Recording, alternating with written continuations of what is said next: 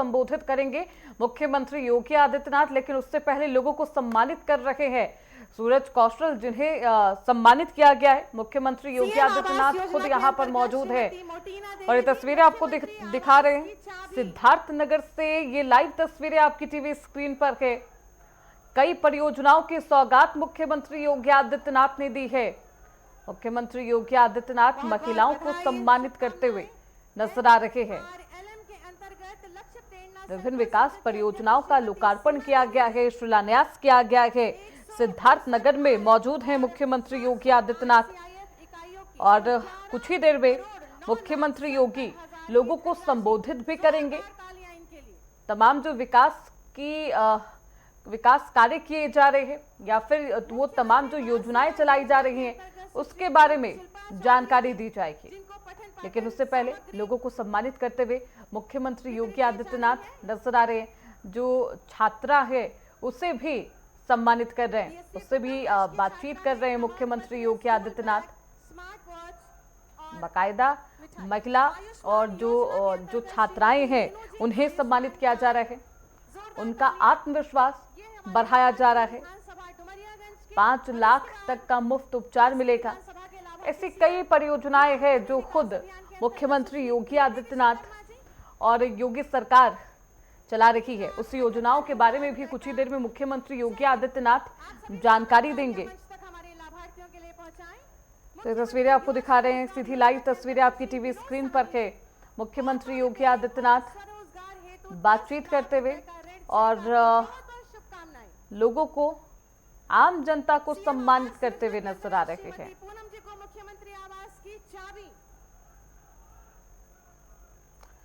तो विभिन्न विकास परियोजनाओं का लोकार्पण किया गया है, शिलान्यास किया गया है। मुख्यमंत्री योगी आदित्यनाथ महिलाओं के साथ बातचीत भी कर रहे हैं।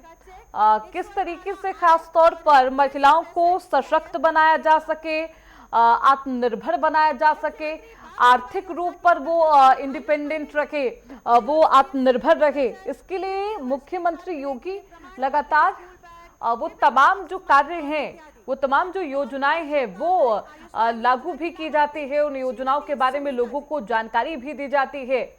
और देखिए, अब इसी के तहत वो तमाम जो महिलाएं हैं जिन्होंने काम किए हैं उन्हें भी सम्मानित करते हुए मुख्यमंत्री योगी आदित्यनाथ नजर आ रहे हैं।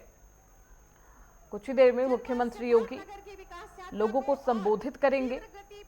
विकास परियोजनाओं की सौगात देते हुए मुख्यमंत्री योगी आदित्यनाथ नजर आए। मंच की ये सीधी तस्वीरें हैं और मंच से ये सीधी तस्वीरें आपकी टीवी स्क्रीन पर, जहां पर खुद मुख्यमंत्री योगी आदित्यनाथ मौजूद हैं। कुछ ही देर में लोगों को संबोधित करेंगे मुख्यमंत्री योगी आदित्यनाथ। जिसमें 46 विकास परियोजनाओं का लोकार्पण, जिनकी लागत 127 करोड़ और 61 परियोजनाओं का शिलान्यास, जिनकी लागत 184 करोड़। तो देखिए, लेकिन सबसे पहले कई विकास परियोजनाओं की सौगात मुख्यमंत्री योगी आदित्यनाथ ने सिद्धार्थ नगर वासियों को दी है। वो आपकी टीवी स्क्रीन पर मुख्यमंत्री योगी आदित्यनाथ कई विकास परियोजनाओं का शिलान्यास करते हुए नजर आए, लोकार्पण करते हुए नजर आए। और ये मंच से सीधी तस्वीरें आपकी टीवी स्क्रीन पर सिद्धार्थ नगर में मौजूद है मुख्यमंत्री योगी आदित्यनाथ। सीएम योगी कई विकास परियोजनाओं की सौगात भी लोगों तक पहुंचाते हैं। कोशिश यही की जा रही है योगी सरकार की तरफ से कि तमाम जो कार्य किए जा रहे हैं धरातल पर उसका असर दिखे।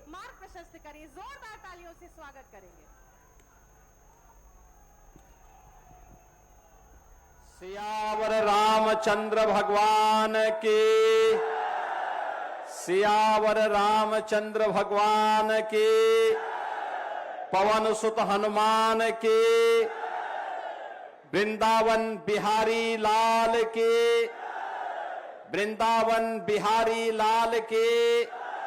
नमः पार्वती पतिये हर हर।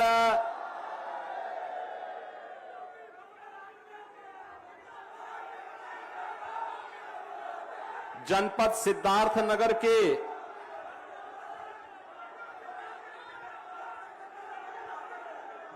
बांसी डुमरियागंज से जुड़ी हुई परियोजनाओं के लोकार्पण और शिलान्यास के लिए आयोजित आज के इस समारोह में मंच पर उपस्थित डुमरियागंज के लोकप्रिय सांसद श्री जगदंबिका पाल जी, बांसी के लोकप्रिय विधायक श्री जयप्रताप सिंह जी,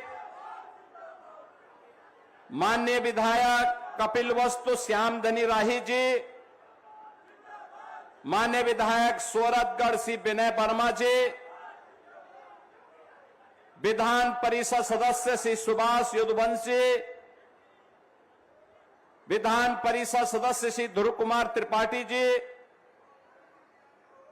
जिला पंचायत अध्यक्ष श्रीमती शीतल सिंह जी, पूर्व मंत्री श्री सतीश द्विवेदी जी, पूर्व विधायक श्री राघवेंद्र प्रताप सिंह जी,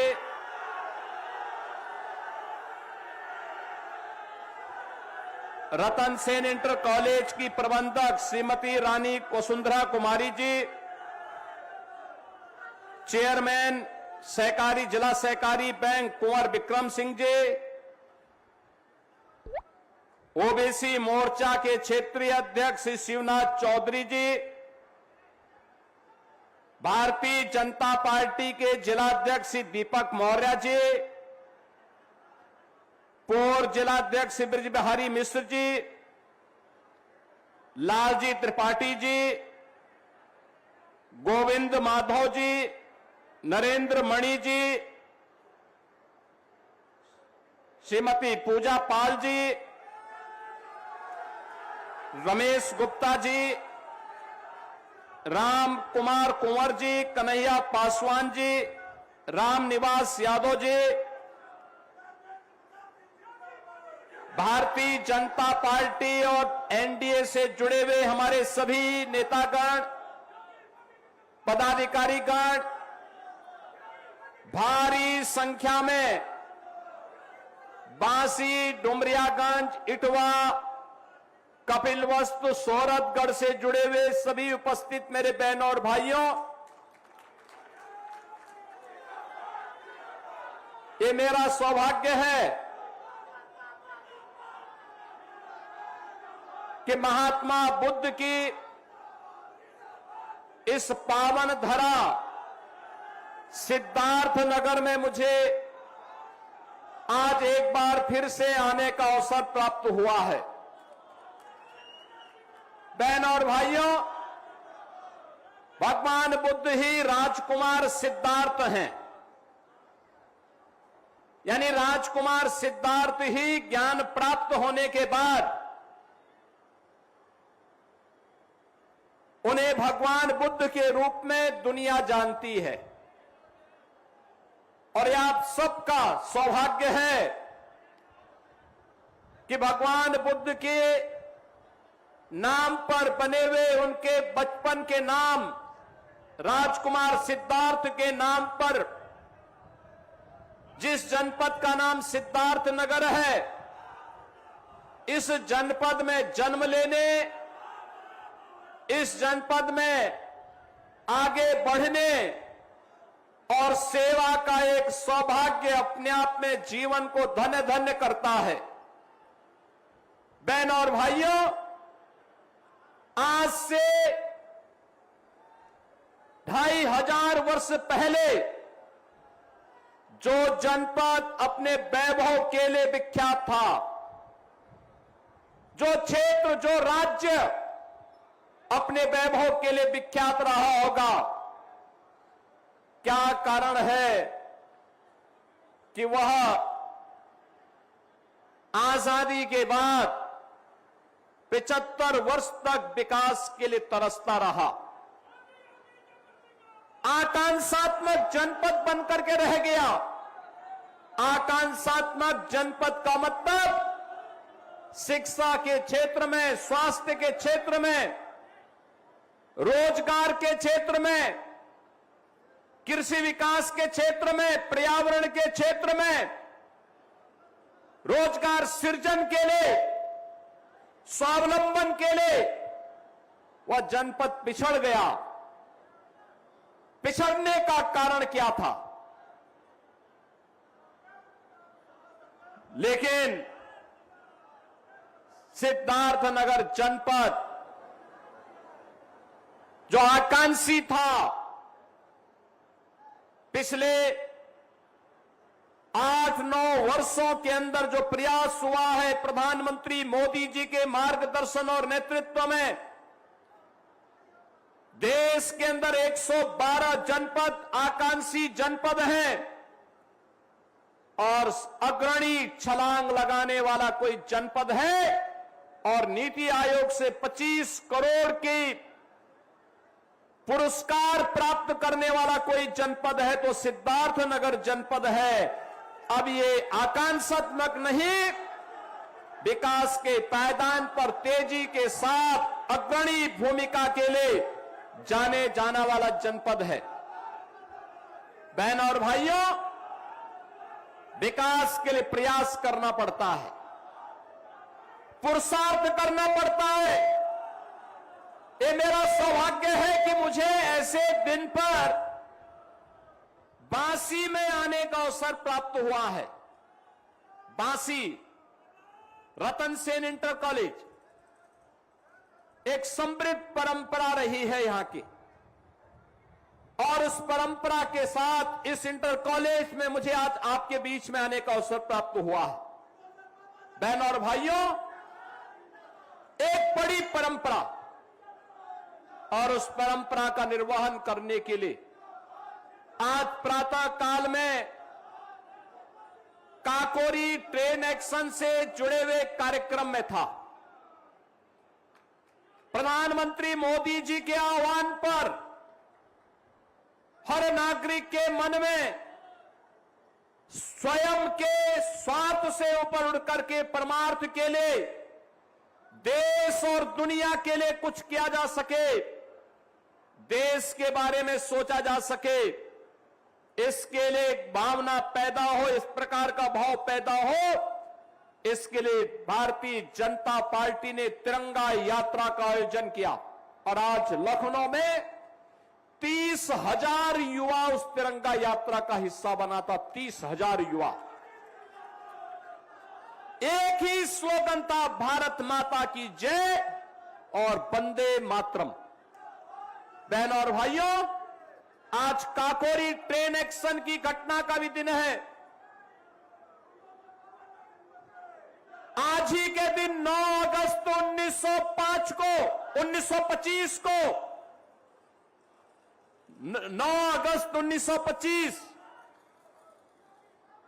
लखनऊ के काकोरी में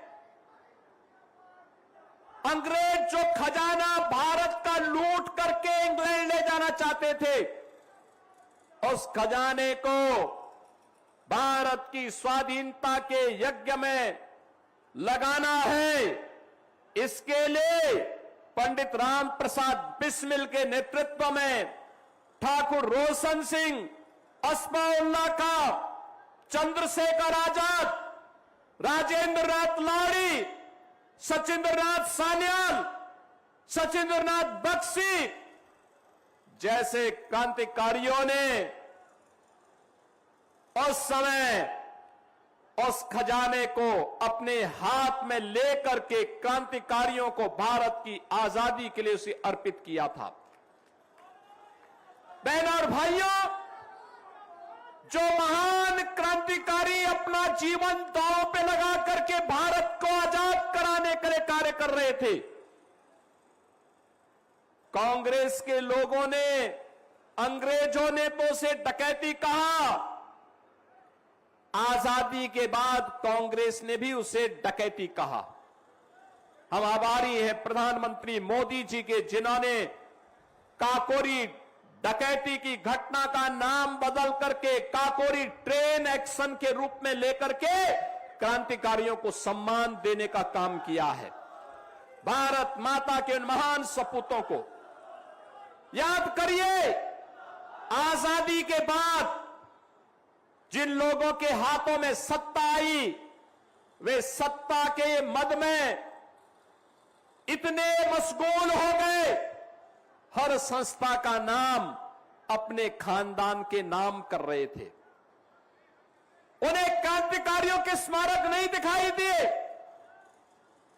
उन्हें क्रांतिकारियों का स्मरण नहीं आया, बुला दिया गया।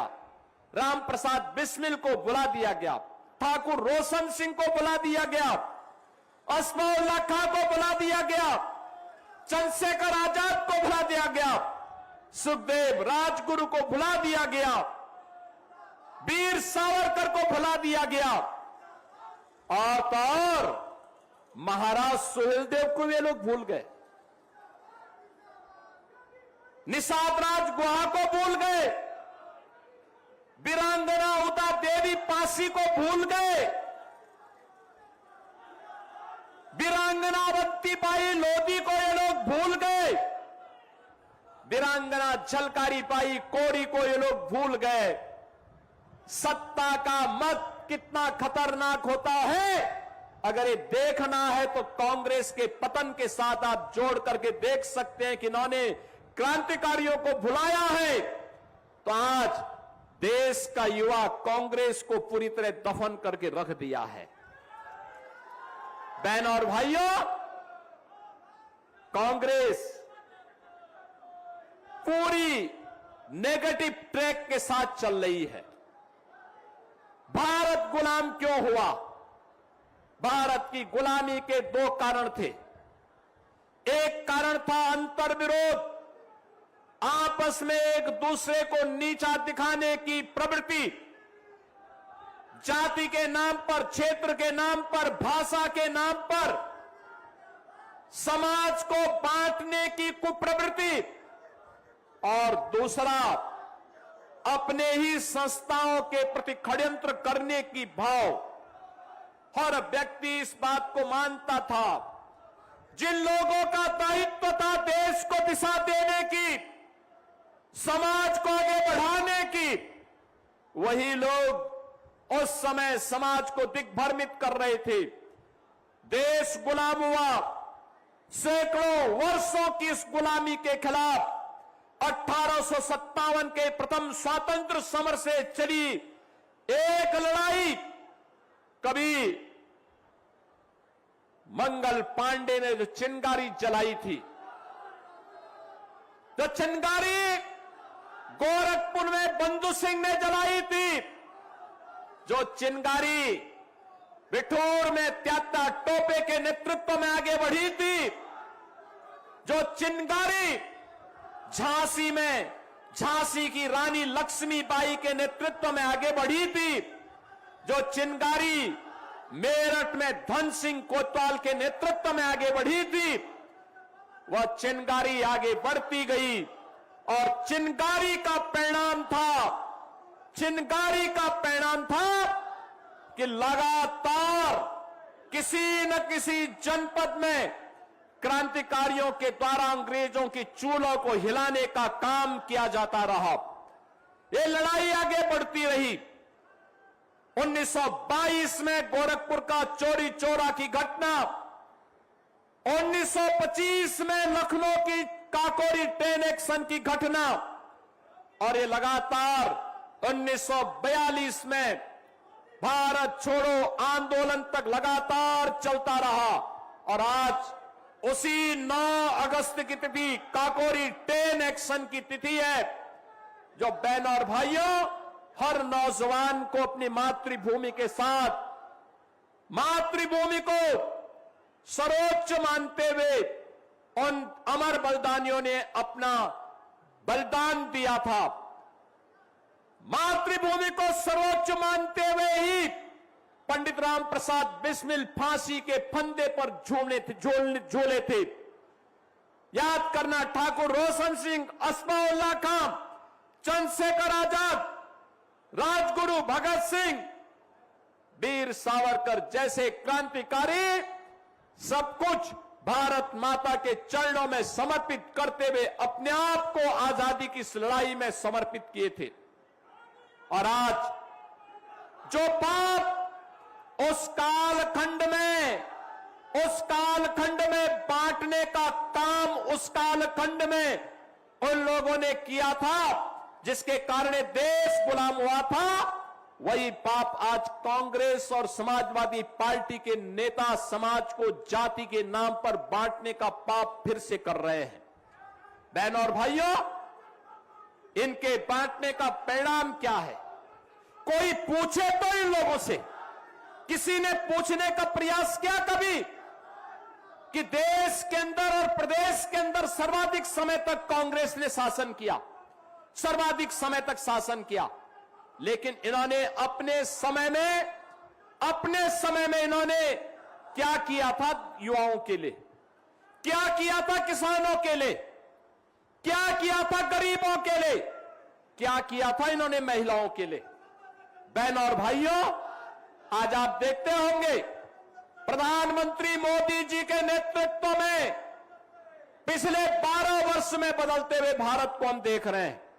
जिस भारत के बारे में दुनिया की राय थी कि भारत एक पिछड़ा देश है, गरीब देश है, कमजोर देश है, यह भारत विरोधियों के सामने टिक नहीं पाएगा। आज वह भारत सीना तान करके अपने विरोधियों के सामने खड़ा है और दुनिया भारत की ओर देख रही है। ये किसके कारण? जिस भारत की अर्थव्यवस्था पूरी तरह कांग्रेस ने चौपट कर दी थी, उस भारत को आज दुनिया की चौथी अर्थव्यवस्था के रूप में स्थापित किया है प्रधानमंत्री मोदी जी ने।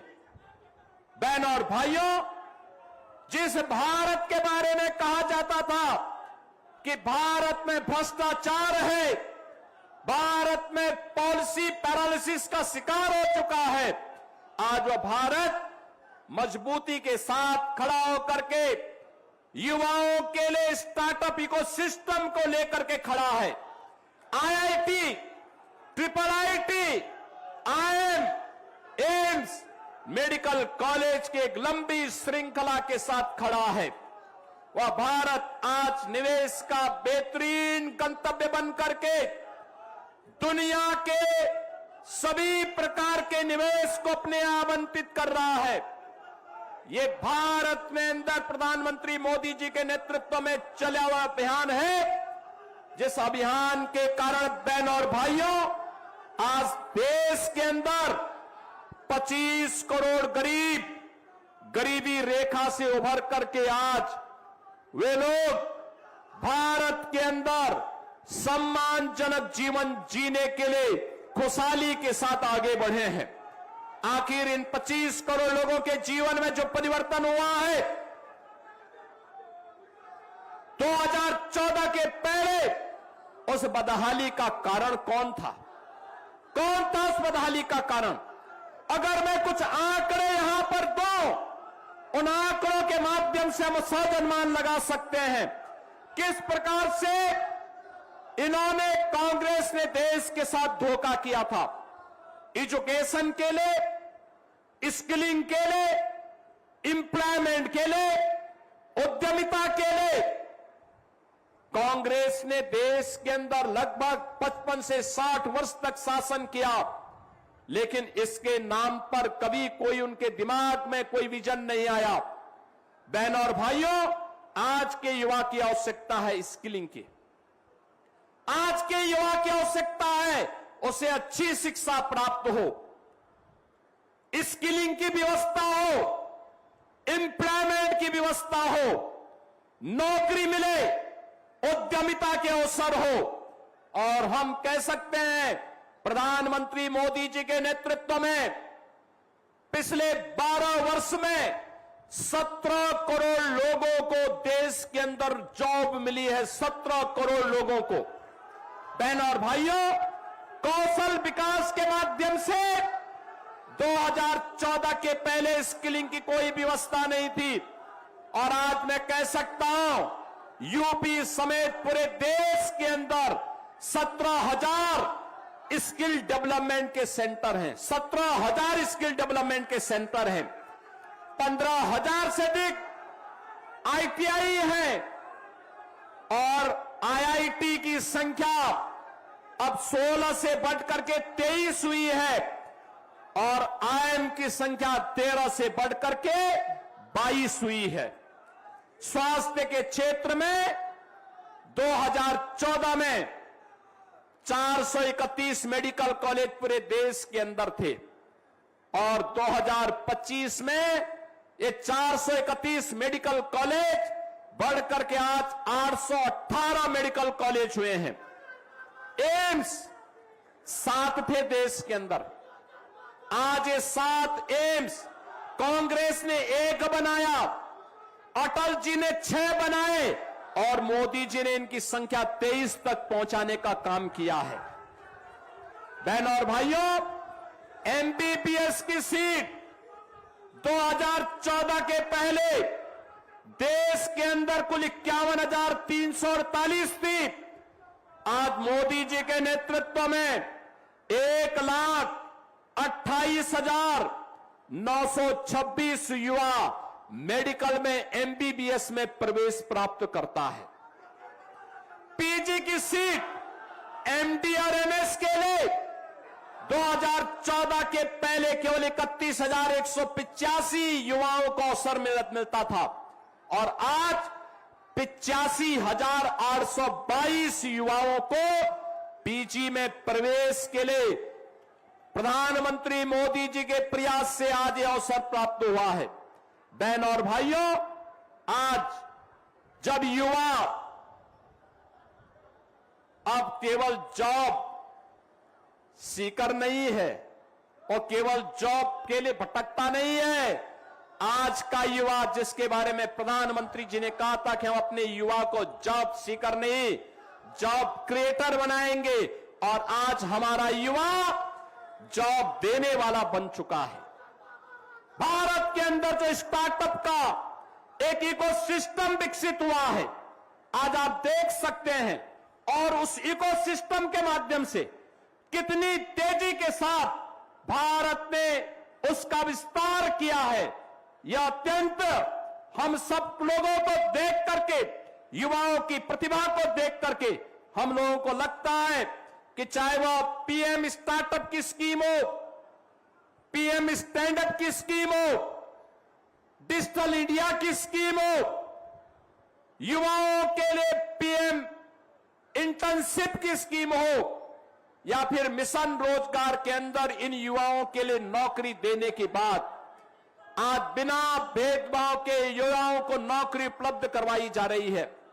मैं पूछना चाहता हूं श्री राहुल गांधी से और पूछना चाहता हूं श्री अखिलेश यादव जी से, आप तो बताइए, पहले उत्तर प्रदेश के अंदर कांग्रेस को सर्वाधिक समय तक शासन करने का अवसर प्राप्त हुआ। समाजवादी पार्टी को 4 बार प्रदेश के अंदर मुख्यमंत्री बनने का अवसर प्राप्त हुआ।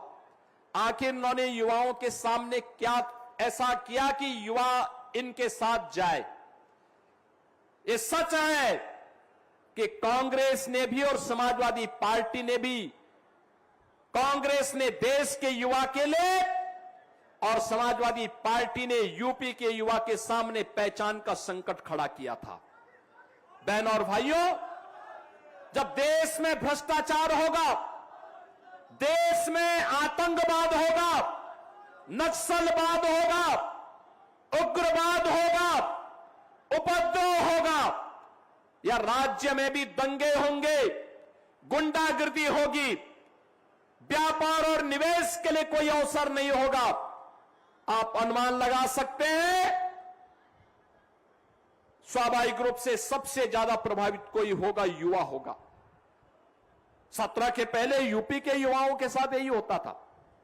यूपी का युवा यूपी के बाहर अपनी पहचान छुपाता था। कोई नहीं कहता था मैं सिद्धार्थनगर का हूं, कोई नहीं कहता था मैं बस्ती का हूं, नहीं कहता था कि मैं संत कबीर नगर का हूं या गोरखपुर का हूं या महाराजगंज का हूं या बलरामपुर का हूं।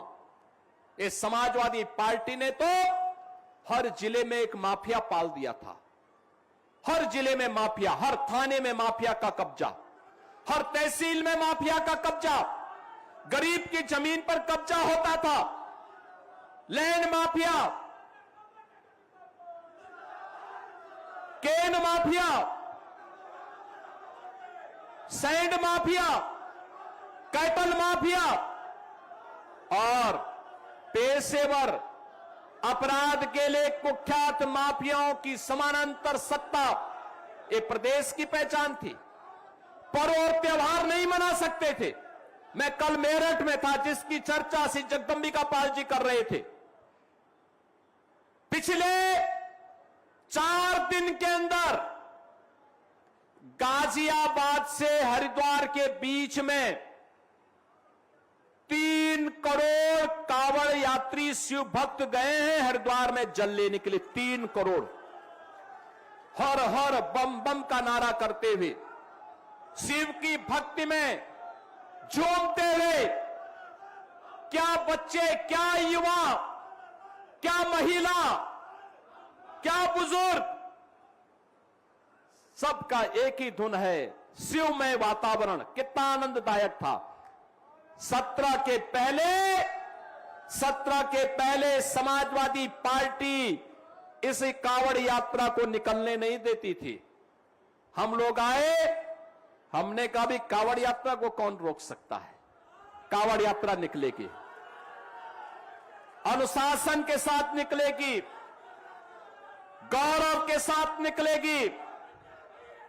जब भी हम किसी युवा के सामने से कोई आदर्श दूर कर देते हैं, तो उस युवा को गौरव की अनुभूति से दूर करने का पाप करते हैं। शिव की भक्ति हम सबके लिए एक प्रेरणा है। वहां जाति पाति का बंधन दूर हो जाता है।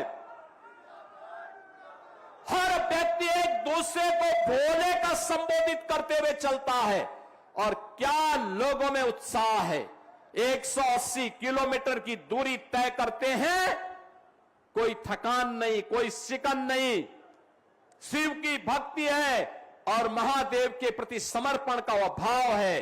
बहन और भाइयों, 2017 के पहले समाजवादी पार्टी इसको बैन कर देती थी। हमने कहा नहीं, बैन नहीं होगा, हम सुरक्षा देंगे और पुष्प वर्षा करने के लिए मैं स्वयं वहां जाऊंगा। आप याद करिए, डुमरियागंज हो, बांसी हो, इटवा हो, कपिलवस्तु हो, सोरठगढ़ हो, इन सभी क्षेत्रों में हमें जाना पड़ता था।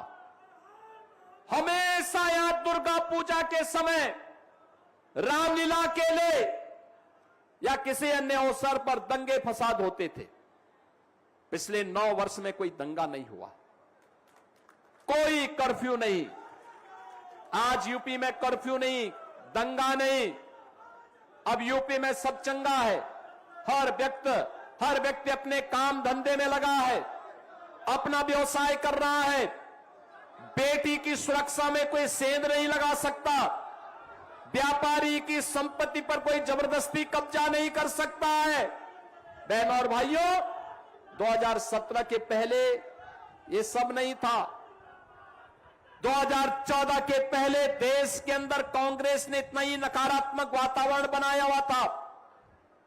देश के बाहर युवा नहीं जा सकता था, पहचान का संकट था। एक भ्रष्ट देश के रूप में, कमजोर देश के रूप में कांग्रेस ने भारत की पहचान पे धब्बा लगाया था। बहनों और भाइयों, आज मैं आप सबसे कहना चाहता हूं, समाजवादी पार्टी 1 डिस्ट्रिक्ट 1 माफिया पालती थी और हमने 1 डिस्ट्रिक्ट 1 मेडिकल कॉलेज दिया है।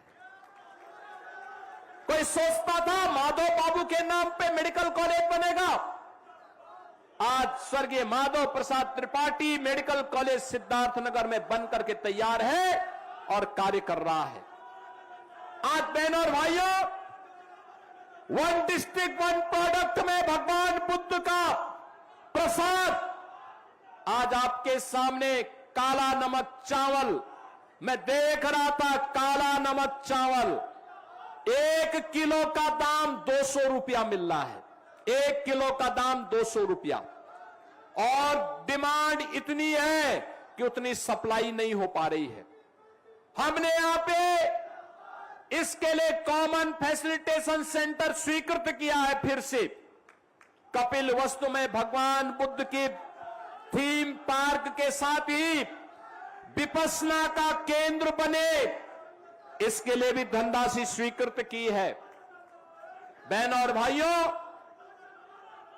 बेसिक शिक्षा की हालत क्या थी 2017 के पहले, और समाजवादी पार्टी ने तो उस समय घोषणा कर दी थी कि नकल हमारा जन्मसिद्ध अधिकार है, यानी नकल के माध्यम से प्रदेश के युवाओं के सामने इन्होंने संकट खड़ा किया था। उन्हें स्वावलंबन के पथ पर आगे बढ़ने के लिए उन्होंने सारे अवसर समाप्त कर दिए थे, और नौकरी आती थी तो समाजवादी पार्टी का सफाई सिंडिकेट वसूली के लिए निकल पड़ता था। बहनों और भाइयों, चाचा भतीजे की लूट, युवा या तो पलायन करने के लिए मजबूर होता था या युवा आत्महत्या करने के लिए मजबूर होता था। आज मैं कह सकता हूं 9 वर्ष में हमारी सरकार ने 9 लाख से अधिक नौजवानों को सरकारी नौकरी दी है। 9 लाख सरकारी नौकरी, और ये सरकारी नौकरी आपके सिद्धार्थनगर के नौजवानों को ही प्राप्त हुई है। आज जब मैं नियुक्ति पत्र वितरित करता हूं तो बहनों और भाइयों, नियुक्ति पत्र में सिद्धार्थनगर का नौजवान भी होता है, और मैं पूछता हूं कहां से हो, तो नौजवान बोलता है कि बाबा बांसी से हैं। उनमें से बहुत सारे नौजवान ऐसे होते हैं जिनके पिता, जिनके भाई सिद्धार्थनगर के अंदर आंदोलनों में हमारे साथ खड़े होते थे, देखते थे, मैं देखता था, मुझे अच्छा लगता है कि आज उसके परिवार का वारिस अपने परिश्रम से नौकरी प्राप्त कर रहा है। बहनों और भाइयों, आज यहां पे विकास की एक नई लहर चली है। गोरखपुर से सिद्धार्थनगर जनपद होते हुए शामली तक इकोनॉमिक कॉरिडोर बन रहा है। 6 लेन का बनेगा ये, और 6 लेन का इकोनॉमिक कॉरिडोर 8 लेन तक बढ़ेगा। वहां से शामली से फिर आगे अंबाला होते हुए आगे तक जाएगा, और गोरखपुर से सिलीगुड़ी तक जाएगा। आपका जनपद भी उसके साथ जुड़ा है, और इसके साथ ही north west, north south corridor में भी हम सिद्धार्थनगर से बांसी होते हुए, बस्ती होते हुए, अंबेडकर नगर होते हुए, प्रयागराज होते हुए चित्रकूट तक, इसको भी हमने, इस मार्ग को भी लिया है। बहनों और भाइयों, आज विकास की कमी नहीं, विकास के लिए आपके द्वारा चुने गए जो जनप्रतिनिधि हैं, आपके राजा जयप्रताप सिंह जी बांसी से, कपिल वस्तु से श्री श्यामधनी राय जी, सोरठगढ़ से श्री विनय वर्मा जी, और सांसद के रूप में पाल साहब का तो कहना ही क्या है। दिन रात मेहनत करते हैं, योजनाओं के लिए प्रयास करते हैं, एक एक स्कीम को लेके आते हैं, कहीं पॉलिटेक्निक, कहीं ITI, कहीं पर विकास की योजना के लिए हॉस्पिटल, कहीं पे CM कंपोजिट विद्यालय, और अब तो हमने कहा है यूपी के अंदर बहुत शीघ्र हम युवा नीति लेकर के आ रहे हैं। हर जिले के अंदर, हर महाविद्यालय के अंदर, हर विश्वविद्यालय के अंदर युवा के लिए मुख्यमंत्री अभ्युदय कोचिंग की व्यवस्था। आपको यूनियन पब्लिक सर्विस कमीशन की परीक्षा की तैयारी करनी हो, Uttar Pradesh public service commission की तैयारी करनी हो, नीट की तैयारी करनी हो, IIT JEE की तैयारी करनी हो, या किसी अन्य परीक्षा की, प्रतियोगी परीक्षा की तैयारी करनी हो, आपको आपके महाविद्यालय, विश्वविद्यालय में हम वर्चुअल भी और फिजिकल भी वहां क्लास की व्यवस्था रहेगी। और पढ़ाने वाले कौन होंगे? पढ़ाने वाला होगा वहां का DM भी 1 घंटा देगा, SP 1 घंटा देगा, क्योंकि उन्होंने UPSC क्लियर किया है। SDM जो यूनियन स्टेट की यूपी पब्लिक सर्विस कमीशन से जिन्होंने पास किया है, वे भी बना वहां आकर के एक क्लास लेंगे। डॉक्टर जो नीट क्वालिफाई करने के बाद डॉक्टर बना है वह एक क्लास लेगा। इंजीनियर जो आईआईटी जेई से पास होकर के आज इरिगेशन में, पीडब्ल्यूडी में, विभिन्न विभागों में कार्य कर रहा है, वह भी वहां देगा। बैंक के पीओ वह भी आकर के वहां पर नौजवानों को आगे बढ़ने के लिए प्लेटफॉर्म देंगे। और अब तो आईटीआई, कोई सोचता था आईटीआई में आर्टिफिशियल इंटेलिजेंस के बारे में बताया जाएगा, ड्रोन टेक्नोलॉजी के बारे में बताया जाएगा, रोबोटिक के बारे में बताया जाएगा, 3D प्रिंटिंग के बारे में बताया जाएगा। लेकिन आपके जनपद में भी हुआ है। 2 आईटीआई को हमने इसके साथ जोड़ा है और अभी पॉलिटेक्निक को भी जोड़ने की तैयारी चल रही है। बहन और भाइयों, हमने तय किया है गरीब के बच्चे के लिए, हमने तय किया है हमारा जो युवा स्किल डेवलपमेंट के सेंटर के माध्यम से निकलेगा, हम उसको स्किल डेवलपमेंट के लिए ईआई के माध्यम से ड्रोन टेक्नोलॉजी, रोबोटिक या फिर जितनी भी हमारी मॉडर्न टेक्नोलॉजी है इसमें तो उसे पारंगत बनाएंगे ही बनाएंगे। स्नातक के नौजवान, जितने भी नौजवान हैं, इन नौजवानों को हम टैबलेट दे रहे हैं। केंद्र और राज्य सरकार की कितनी योजनाएं हैं उन स्कीम के माध्यम से वो जान पाएगा। मेधावी बेटियों के लिए हम बहुत शीघ्र स्कूटी लेकर के आ रहे हैं। स्नातक में पढ़ने वाली बेटियां, आप गरीब की बेटी भी अपनी स्कूटी से विद्यालय जा पाएगा। अब बेटी की सुरक्षा में कोई सेंध नहीं लगाता है, क्योंकि सेंधमारी करने का वो समय समाप्त। जब लोगों में कहावत थी कि देख सपाई बिटिया घबराई, अब सपा का नहीं, अब ये राष्ट्रवादी डबल इंजन सरकार का समय है। बहन और भाइयों, बेटी और व्यापारी की सुरक्षा में सेंध लगाने का मतलब या तो जेल या जहन्नुम, इसके अलावा तीसरा कोई अन्य स्थान नहीं। आज गरीब को राशन मिल रहा है। प्रदेश में 16 करोड़ गरीबों को राशन, 10 करोड़ गरीबों के लिए आयुष्मान भारत की सुविधा, 5 लाख रुपए की हर वर्ष उपचार की, किसी भी पैनल्ड हॉस्पिटल में जाके उपचार करा सकता है। 65 लाख गरीबों को हमने प्रदेश के अंदर आवास दिया है और 6 लाख और स्वीकृत कर दिए हैं।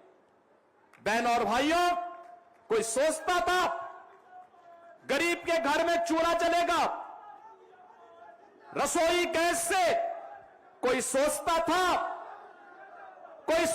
था कि गरीब को फ्री में राशन मिलेगा?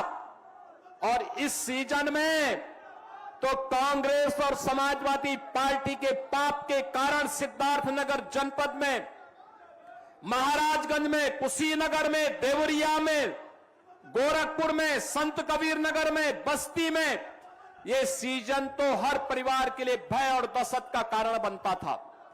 इंसेफ्लाइटिस से हजारों बच्चे पीड़ित होते थे, सैकड़ों बच्चों की मौत होती थी। एक कांग्रेस और समाजवादी पार्टी के कानों में कभी भी जू नहीं रेंगा, कभी इनको उन बच्चों के प्रति संवेदना नहीं थी। यही तो बच्चे आज बड़े हुए हैं, यही बच्चे आज युवा हैं, जिन बच्चों को डबल इंजन सरकार ने आज जीने के लिए उत्तम स्वास्थ्य की सुविधा दी है। आजादी के पहले से लेकर के 2017 तक यूपी में केवल 41 मेडिकल कॉलेज बने थे। और बहनों और भाइयों, पिछले 9 वर्ष में यूपी के अंदर हमने 83 मेडिकल कॉलेज बनाए हैं। यह संख्या 83 पहुंची है। यह बताता है कि सरकार में करने की इच्छा शक्ति होती है तो सरकार कर सकती है।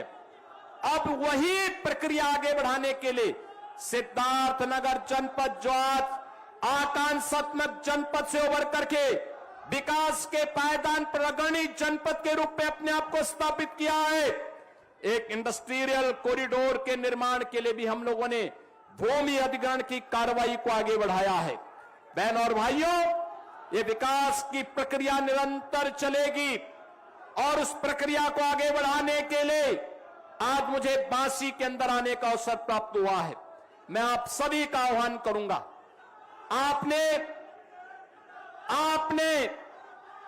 2024 में श्री जगदंबिका पाल जी को सांसद बनाया।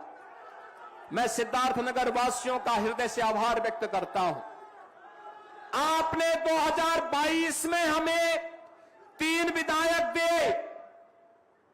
विकास के कार्यों को गति हम बढ़ाते हैं, लेकिन आप जानते हैं कि समाजवादी पार्टी के एजेंडे में विकास नहीं है। विकास होता तो अभी हाल ही में विधानसभा के सत्र को ये लोग बाधित नहीं करते। आप सोचो, हमने 59,000 करोड़ का एक अनुपूरक बजट हम लेकर के आए थे। 59,000 करोड़ में युवा के लिए, महिला के लिए, गरीब के लिए, किसान के लिए हम पैसा लेकर के आए थे। आशा वर्कर के लिए, आंगनबाड़ी के लिए, गांव के चौकीदार के लिए, रसोईया के लिए और कोटेदार के लिए भी इंसेंटिव बढ़ाने के लिए हमने धनराशि की व्यवस्था की थी। समाजवादी पार्टी ने उसमें रोड़े अटकाए थे। बहन और भाइयों, अगर डुमरियागंज और इटवा में भी कमल खिला होता तो एक गति आगे बढ़ी होती, बहुत तेजी के साथ आगे बढ़ी होती। विकास घर घर आया होता।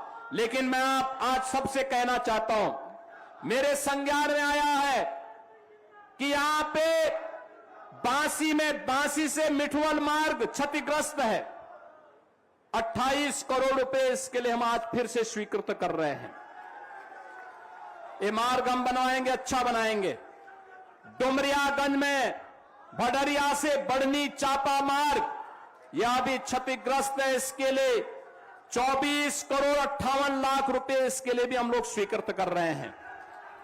इटवा में बढ़िया से गोड़ा बाजार मार्ग, ये क्षतिग्रस्त होने के कारण यह भी आवागमन बाधित है, इसको भी हम स्वीकृत कर रहे हैं। हमारे माननीय विधायकों ने, सांसद जी ने जो प्रस्ताव दिए हैं, पदाधिकारियों ने जो प्रस्ताव दिए हैं, उन सब पर भी हम कार्य कर रहे हैं। मैं आज आपको आह्वान करने के लिए आया हूं। बहन और भाइयों, एक सकारात्मक भाव के साथ, बिना भेदभाव के शासन की योजना को हर गरीब, हर गांव, हर किसान और हर नौजवान तक पहुंचाने के लिए प्रतिबद्ध ये डबल इंजन की सरकार आज जिस मजबूती के साथ कार्य कर रही है, क्रांतिकारियों के सपनों को, स्वाधीनता संग्राम सेनानियों के सपने को साकार करने के लिए आप सभी इस अभियान का हिस्सा बने। और उस अभियान का हिस्सा बनने के लिए भारतीय जनता पार्टी के नेतृत्व में एनडीए आपका आह्वान करती है। आपका आशीर्वाद अगर इन लोगों को प्राप्त होगा तो आपको विकास के लिए, रोजगार के लिए, स्किलिंग के लिए, निवेश के लिए भटकना नहीं पड़ेगा। कल्याणकारी योजनाओं के लिए भटकना नहीं पड़ेगा। सुरक्षा और सुशासन के लिए मोहताज नहीं होना पड़ेगा।